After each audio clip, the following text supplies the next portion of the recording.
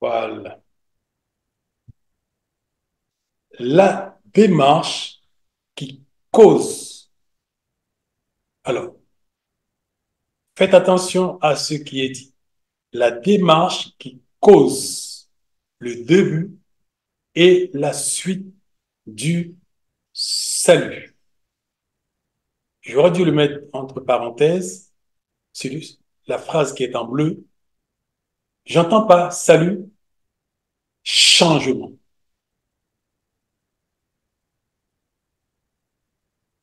Trop longtemps, nous avons été habitués à une approche qui nous a quelque part pénalisés.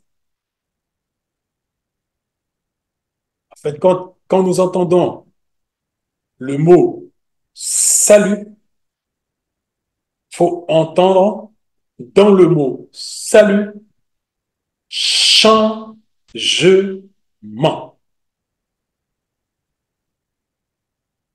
Car l'accession à un salut pour quelque homme que ce soit, quelque femme que ce soit, doit automatiquement et obligatoirement être suivi de changement.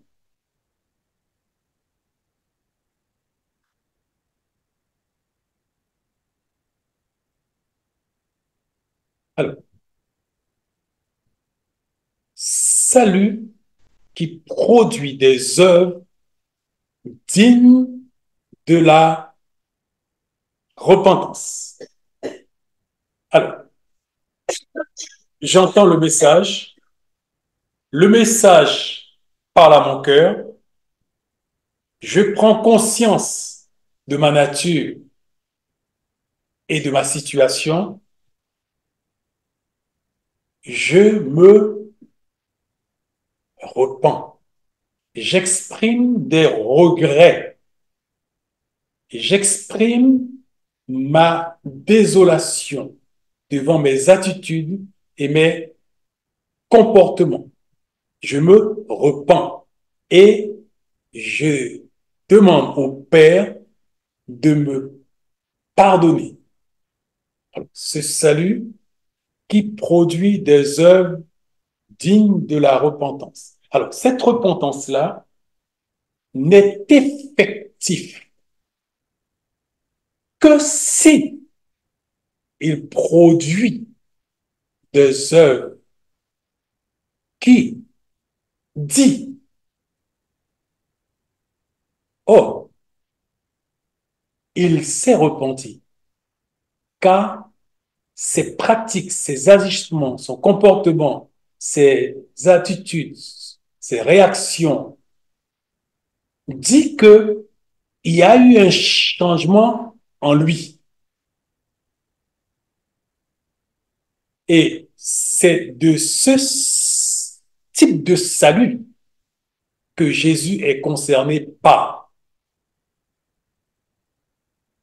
C'est pas le type de salut où on dit je confesse que Jésus est mon Seigneur, Amen, Alléluia.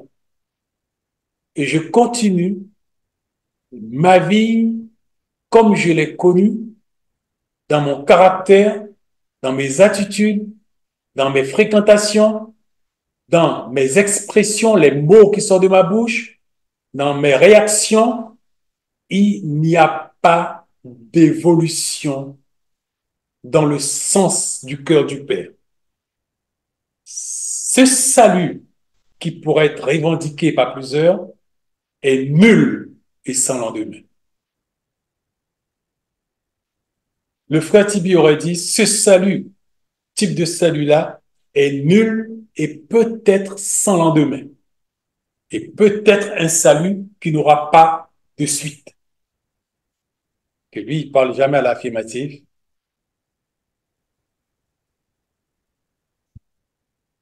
Et il faut que je puisse m'atteler à cela.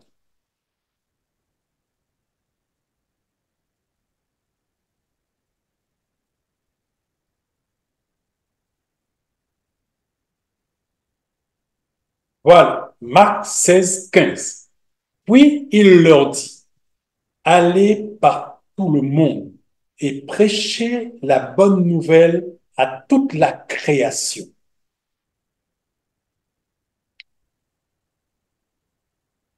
Pour que les hommes puissent accéder à ce salut, ils doivent pouvoir entendre le message de l'Évangile. Car il est dit, comment croiront-ils en celui dont ils n'ont pas entendu parler? C'est-à-dire que Dieu a prévu que la voix de ceux qui apportent la bonne nouvelle allait sillonner la planète entière pour que tous les hommes puissent avoir le privilège, le bonheur d'entendre ce, ce message, cette bonne nouvelle. Alors c'est pour cela que Jésus, terminant la mission, donne un ordre express qui est au niveau de l'Église est considéré comme la mission fondamentale de l'Église. Car Jésus est mort pourquoi? Pour sauver le monde entier. Et qu'est-ce qui peut sauver le monde entier? Pas autre chose que la bonne nouvelle, le message de l'Évangile, qui est Jésus a pris la place de l'homme et a payé le prix de son rachat. Et aujourd'hui, l'homme, entendant ce message et obéissant à ce qui est dit, cet homme peut parvenir au salut.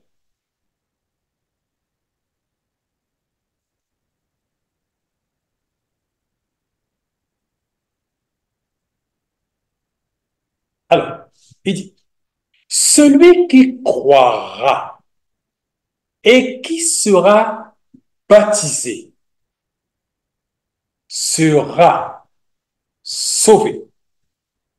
Alors, Jésus parle pour un avenir, pour tous ceux, vous et moi aujourd'hui, et bien d'autres avant nous, et bien d'autres peut-être après nous. Il dit, voilà ce qui est prévu par le Père. J'ai accompli ma mission, je l'ai terminée, j'ai dit, tout est accompli. Maintenant, celui qui croira et qui sera baptisé sera sauvé. Il doit croire, il doit se faire baptiser et il sera sauvé. Mais en même temps, il dit, celui qui ne croira pas sera condamné. Pour les hommes de la planète, ils ont deux alternatives. Croire au message de la bonne nouvelle annoncée par Christ ou être condamné pour l'éternité loin de Dieu. Parce qu'ils n'ont pas cru au message pour être libérés de leurs péchés et de leur nature. Ceci impose qu'ils ne pourront jamais être réunis au Père parce que par nature, ils sont différents. Et c'est Christ seul et sa mission qui peut intervenir pour changer la nature de l'homme, pour l'harmoniser avec la nature du ciel. J'entends par là le salut. Matthieu 24, 13. Mais c'est celui qui persévérera jusqu'à la fin tant pour moi, mais celui qui persévérera jusqu'à la fin sera sauvé. C'est-à-dire, l'accession à ce salut exige et impose une constante progression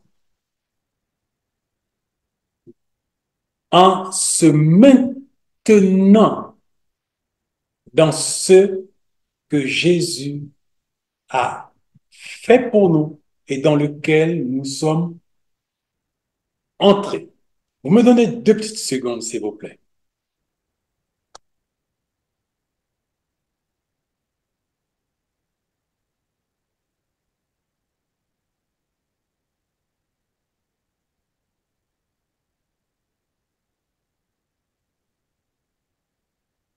Alors, voilà. Je rappelle que nous sommes dans la démarche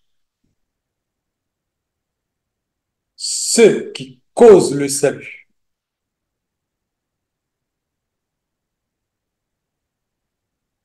C'est la foi dans le message que nous entendons et nous acceptons d'accueillir le message tel que nous l'avons entendu et nous acceptons d'obéir. Ceci va vers le salut.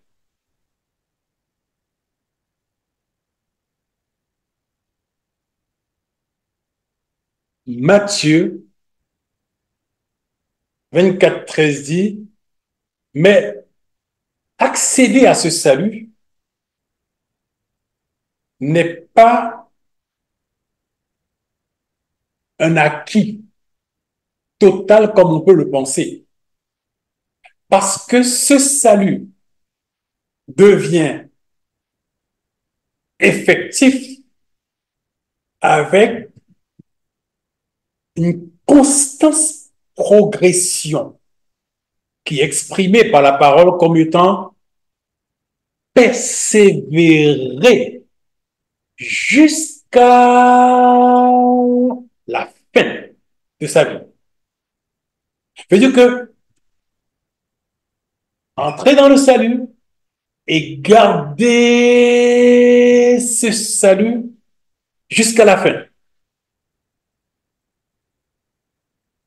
Je veux dire, entrer dans le salut, c'est une chose, mais le salut n'est pas encore, comme on pourrait bien le comprendre, effectif. Tant que je n'arrive pas à la fin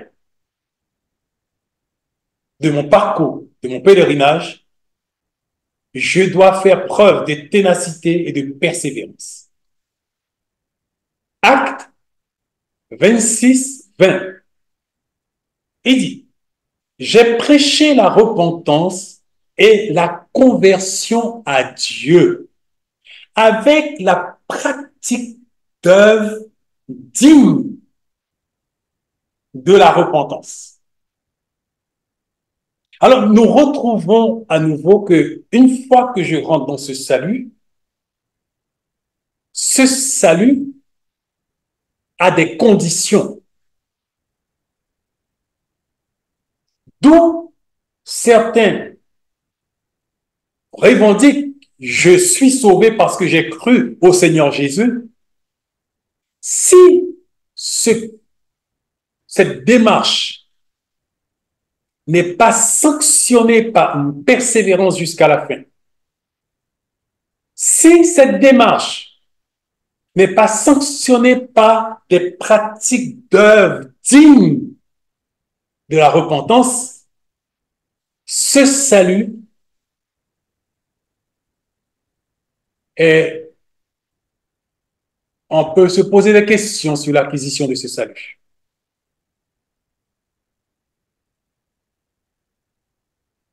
Le salut, c'est une garantie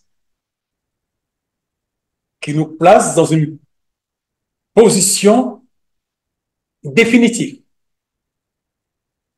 mais à condition que nous avons fait la démarche selon le processus établi par Dieu. Pas parce que je crois que voilà, il se passera comme cela, je crois au Seigneur Jésus, je suis sauvé, amen, c'est fini. Non, non, non, non, non, non. La Bible détermine comment ceci se fait. Je dois avoir en moi la pratique d'œuvre qui témoigne que je me suis vraiment repenti de mon passé, de mes actions, de ma vie passée. Nous entendons par là, on doit constater en moi le changement réel. Pas un changement de posture, pas un changement de comportement, pas un changement d'attitude, non, un changement en profondeur avec des pratiques d'œuvre dignes de la repentance. Je veux dire, même si je ne parle pas, j'arrive quelque part, ceux qui me voient doivent pouvoir témoigner. Oh, cet homme, cette femme a quelque chose que j'aurais souhaité avoir. Parce que celui qui a le salut attire toujours l'attention des autres et crée de l'envie. Dieu l'a mis ainsi. C'est pour attirer ceux qui n'ont pas encore fait la paix avec lui vers lui. Il utilise ses enfants comme, excuse-moi s'il vous plaît, comme appât. Il utilise ses enfants comme lumière d'attraction, comme phare d'attraction. Et quand on voit ces authentiques enfants, on ne va pas peut-être chercher est-ce que ce sont des fanatiques, est-ce que ce sont des prétentieux, est-ce que ce sont des orgueilleux? Non.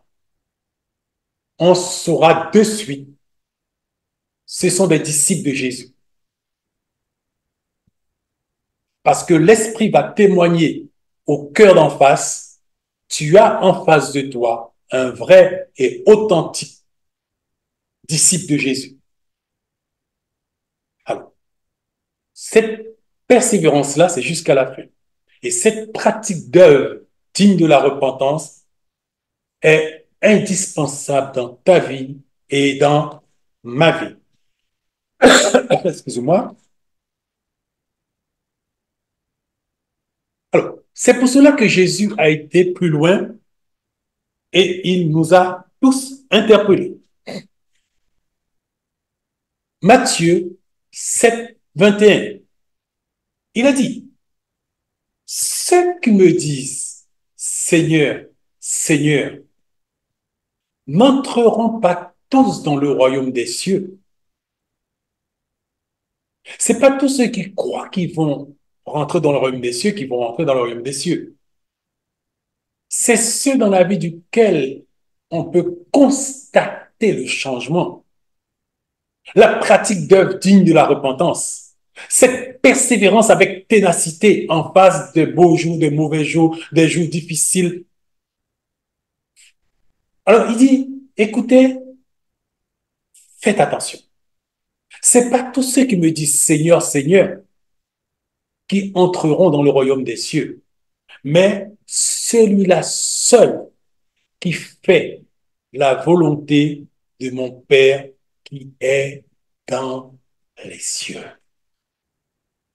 Et la volonté du Père qui est dans les cieux, c'est quoi? C'est ce que nous venons tout juste de voir tout à l'heure là. Allez par tout le monde et prêchez la bonne nouvelle à toute la création. Celui qui croira et qui se fera baptiser sera sauvé. Il doit avoir dans sa vie de la persévérance jusqu'à la fin. Il doit y avoir des pratiques d'œuvre dignes de repentance. On doit pouvoir constater, c'est une évidence dans sa vie.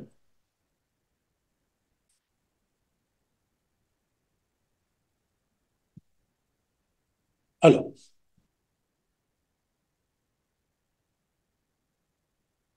plusieurs me diront ce jour-là, Seigneur, Seigneur, n'avons-nous pas prophétisé en ton nom? N'avons-nous pas chassé les démons en ton nom? Et n'avons-nous pas fait beaucoup de miracles par ton nom? Qui dit ces paroles-là? Jésus. Ces paroles sont-ils fondées ou pas fondées? Nous savons que toute parole qui sort de la bouche de Jésus est oui et amen. Et Jésus nous fait une déclaration. Il nous dit à l'affirmatif,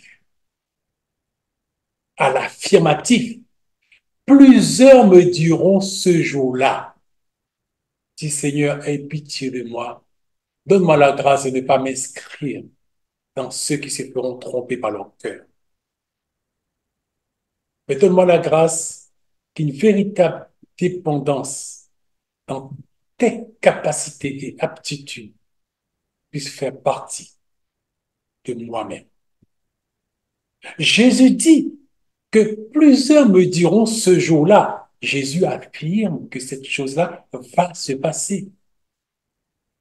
Mais Seigneur, Seigneur, pourquoi tu ne veux pas que je rentre?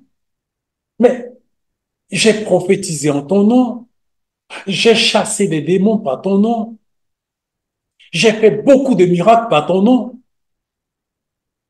Alors, écoute celui-là, c'est important pour nous. M'excuser.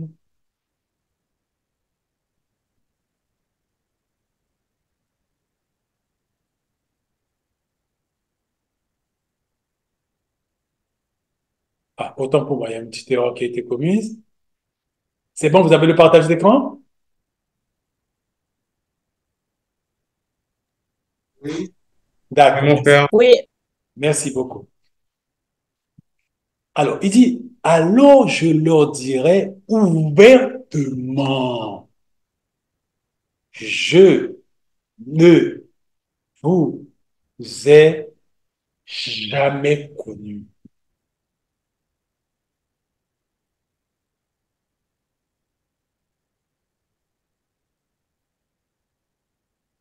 Vous savez, c'est le dernier module que nous voyons dans la série des 9 clés.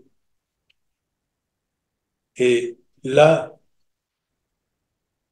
Dieu nous donne tout ce qui est nécessaire pour à la fois et nous, nous, nous juger nous-mêmes et nous examiner nous-mêmes et d'aller en profondeur pour pas que nous soyons déçus. Car vous avez entendu dans le message qu'il nous a envoyé en disant, mais je veux vous bénir, mais je ne le peux pas.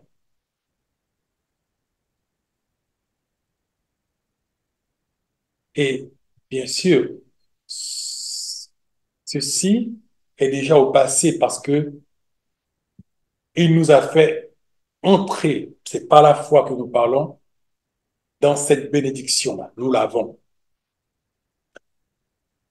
Il dit, retirez-vous de moi, vous qui commettez l'iniquité. Alors, il a dit que ceux-là qui vont entendre le message de l'Évangile et qui vont se repentir, qui vont se convertir, ils doivent produire des œuvres dignes de la repentance. La pratique de l'iniquité sous quelque aspect et forme que ce soit doit être éliminée. C'est pour cela, la semaine passée a été interpellé les bien-aimés qui sont esclaves de leurs moyens multimédia dont ils ne peuvent pas s'en passer. Leur Bible est tout le temps jaloux, jaloux, jaloux de petits trucs qu'ils ont dans leurs mains parce qu'ils passent beaucoup plus de temps avec ce petit bidule que de passer du temps avec Dieu. Dieu dit, écoutez, tu as changé de Dieu. Tu fais partie de ceux qui commettent l'iniquité parce que tu adores un faux Dieu. Tu sers un faux Dieu. Tout ce qui a de la place dans ta vie au point dont tu ne peux pas t'en séparer est ton Dieu. Christ nous a appelés à la liberté. Nous ne pouvons pas nous remettre sous le joug de la servitude et puis proclamer que j'ai donné ma vie à Jésus, je suis sauvé. Où sont les pratiques d'œuvres dignes de la repentance? Pourquoi es-tu esclave? Et comment peux-tu prôner que tu es sauvé? J'ai dit Jésus, que plusieurs viendront et me diront Seigneur, Seigneur, Seigneur. N'ai-je pas pris le baptême? N'ai-je pas cherché ta face? N'ai-je pas gêné? N'ai-je pas prié pendant des mois et des mois? Jésus va dire, mais je ne te connais pas. Retire-toi, serviteur d'iniquité. Tu avais tes idoles dans ton cœur. Tu as servi d'autres dieux. Je n'étais pas ton Dieu. Quand tu te réveillais le matin, où est-ce que ton cœur allait en premier? Vers moi? Est-ce que j'étais ton chéri? Est-ce que j'étais ton amour? Est-ce que j'étais la personne dont tu ne pouvais pas t'en séparer, t'en passer? Non. C'est quand tu avais du temps à perdre, tu venais avec moi. Comme le frère dit, Marthe et Marie.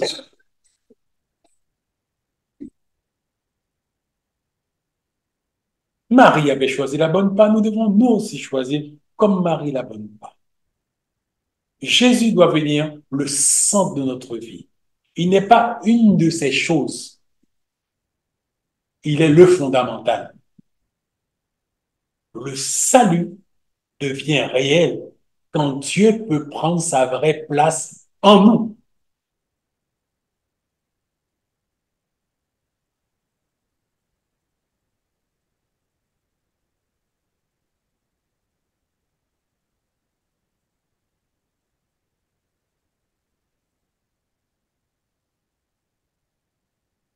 Matthieu 7, 24.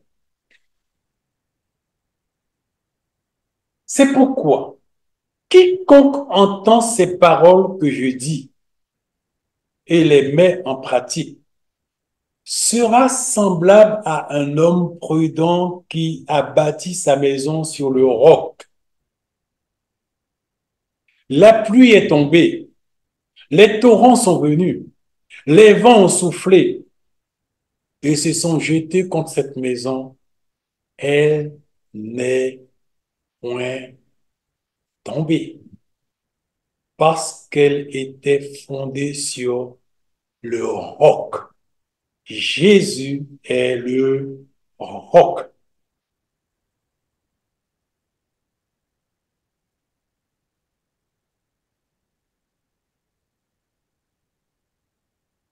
Mais, Matthieu 7, 26, mais quiconque entend ces paroles que je dis et ne les met pas en pratique sera semblable à un homme insensé qui a bâti sa maison sur du sable. La pluie est tombée, les torrents sont venus, les vents ont soufflé et ont battu cette maison. Elle est tombée et sa ruine a été grande. Jésus met en adéquation deux postures. De celui qui obéit telle qu'elle la parole et de celui qui n'obéit pas telle qu'elle la parole.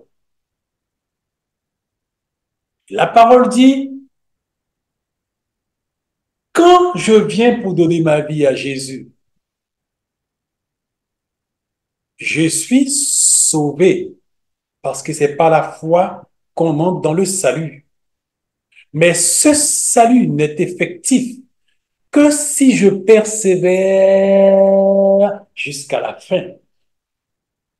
Ce salut n'est effectif que si je produis des œuvres dignes de la repentance. Ce salut n'est effectif que si je change, que si je change. Si je ne change pas, je suis semblable à cet homme qui a construit sa maison sur du sable. S'il n'y a pas de production d'œuvres dignes de la repentance, je suis semblable à cet homme qui bâtit sa maison sur du sable. Si je ne persévère pas, je suis semblable à cet homme qui a construit sa maison sur du sable. Si scrupuleusement je mets ces choses en pratique, pas par ma force, car je ne peux rien faire de moi-même, si par ma relation avec Jésus, ma relation avec la parole, je permets à Jésus de se construire en moi.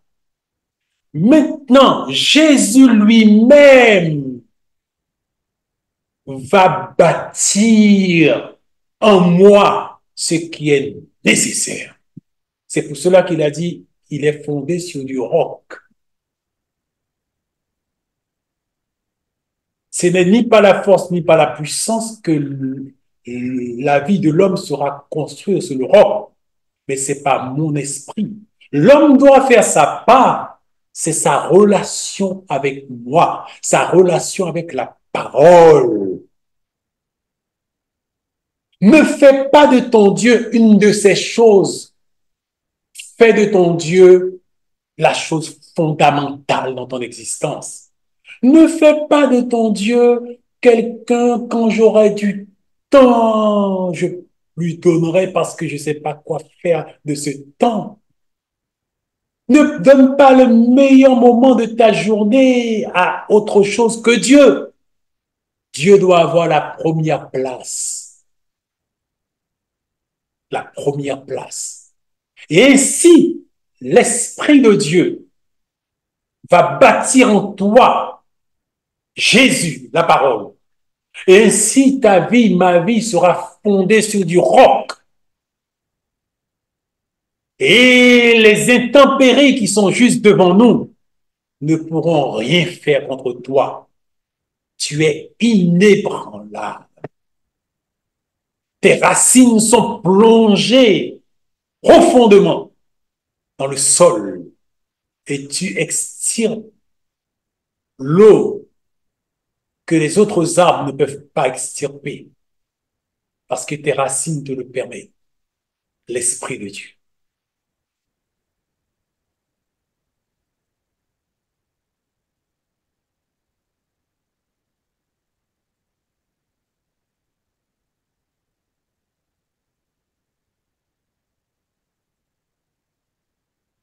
Acte 3, 26.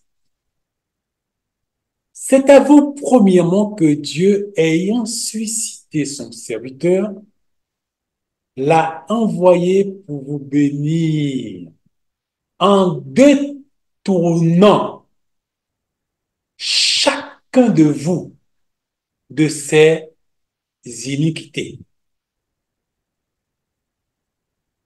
C'est à vous, premièrement, que Dieu, ayant suscité son serviteur, l'a envoyé pour vous bénir, pour nous bénir. En quoi faisant? En détournant chacun de nous de ses iniquités. Et c'est quoi iniquité? Tout ce qui n'est pas de la nature de Dieu peut être considéré comme iniquité. tout ce qui ne relève pas de la nature de Dieu peut être assimilable à de l'iniquité. Éphésiens 4, 22. Cela consiste à vous débarrasser de votre ancienne manière de vivre. Seul que l'homme que vous étiez autrefois et qui se corrompait en suivant ses désirs trompeurs. Le salut, ce n'est pas j'accepte le Seigneur Jésus, je crois en lui, je me fais baptiser, je suis sauvé. Oui et non. Oui, parce que c'est le processus d'entrer dans le salut. Mais le salut sans la conserver dans les règles énoncées n'est pas un salut. C'est pour cela que Jésus a dit, plusieurs viendront me dire, mais n'avons-nous pas, mais il dit, mais je ne vous connais pas, serviteur d'iniquité. Vous avez mené votre vie comme vous l'entendez. Vous avez eu d'autres dieux dans votre cœur. Vous avez servi d'autres dieux. Vous avez adoré d'autres dieux. Et j'ai dit que je suis un Dieu jaloux. Je ne partage pas les cœurs. Les cœurs dans lesquels je suis, je ne les partage pas. Je veux avoir la première place, l'absolue première place. Et je n'accepte pas partager cette place avec personne. Mais Seigneur, tu es égoïste? Non, chérie. C'est la seule façon pour moi de te sauver de ta nature et de ce que tu es. C'est pour toi que je le fais. Moi, je n'ai rien à perdre. C'est toi qui es perdu et c'est toi qui as besoin de salut. Ce que je fais là, la démarche que je fais, c'est par amour pour toi, comme quand je me suis donné à la croix et que j'ai payé le prix pour toi. C'est par amour pour toi que je te dis cela. Dieu n'accepte de partager le cœur de personne, cœur dans lequel il est. Dieu est la seule chose dans notre cœur. Tout le reste, c'est des détails. Si nous n'arrivons pas à faire de Dieu la principale chose dans notre existence, nous pouvons être en grand danger.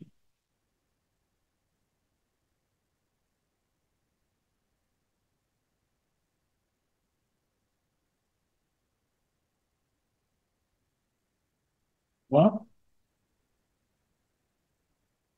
une fois que je produis du fruit digne de la repentance, Dieu m'accepte comme sa propriété. Dieu m'accepte comme son enfant. Quand je viens, je dis, Seigneur Jésus, je t'accepte dans mon cœur comme mon Seigneur et Sauveur. Jésus nous dit, j'ai entendu ta démarche. Maintenant, prouve-moi que ta démarche est réelle. Et c'est ce que nous avons vu là. Par tout ce que nous avons vu, nous prouvons à Jésus que mes déclarations ne sont pas gratuites, comme un homme qui trompe les femmes. Il dit à 64 000 femmes, je t'aime. Mais il n'aime personne. Déclaration gratuite. Dieu ne croit pas dans les déclarations gratuites.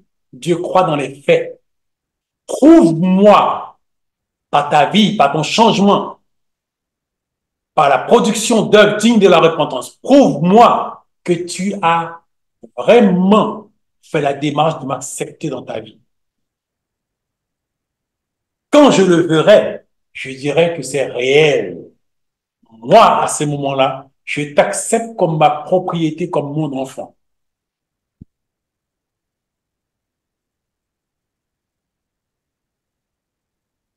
Voilà pourquoi beaucoup d'entre nous, nous serons déçus quand nous allons arriver pour rentrer.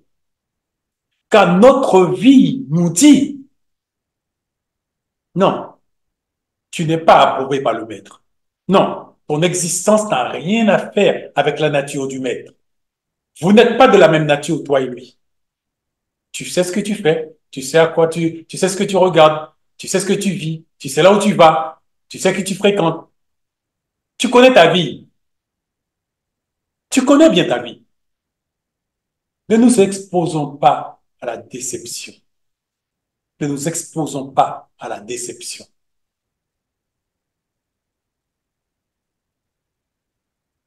Une fois que je produis du fruit digne de la repentance, Dieu m'accepte comme sa propriété.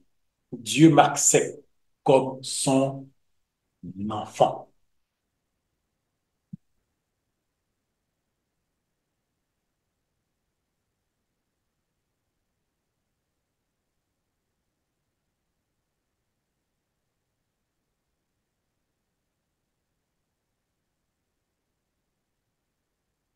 Important. L'entrée dans le salut, un absolu cadeau, pas d'effort personnel. Ne nous méprenons pas sur le processus en pensant que il y a un quelconque effort à produire de nous-mêmes pour avoir ce salut.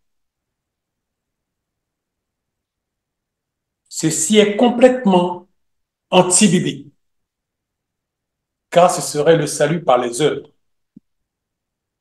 L'accession au salut, je crois dans l'œuvre de Christ, je rentre dans ce salut. Maintenant, ce salut-là ne devient effectif que si par nature, maintenant, je prouve à Dieu que mes déclarations sont réelles parce que j'adhère au contenu du salut. Sinon, ce salut sera une coque vide. Le salut par la foi dans lequel je rentre peut être une coque vide s'il n'y a pas de pratique d'œuvre digne de la repentance, s'il n'y a pas de changement, s'il n'y a pas et bâtir et ma vie sur le roc, ma relation avec Jésus et avec sa parole, qui va maintenant permettre à l'esprit de bâtir en moi Jésus qui va prendre forme. Et maintenant, c'est ce Jésus-là qui va faire ce salut-là pour moi, parce qu'il est en moi. Mais je crois que ce serait sage que je ne puisse pas aller plus loin.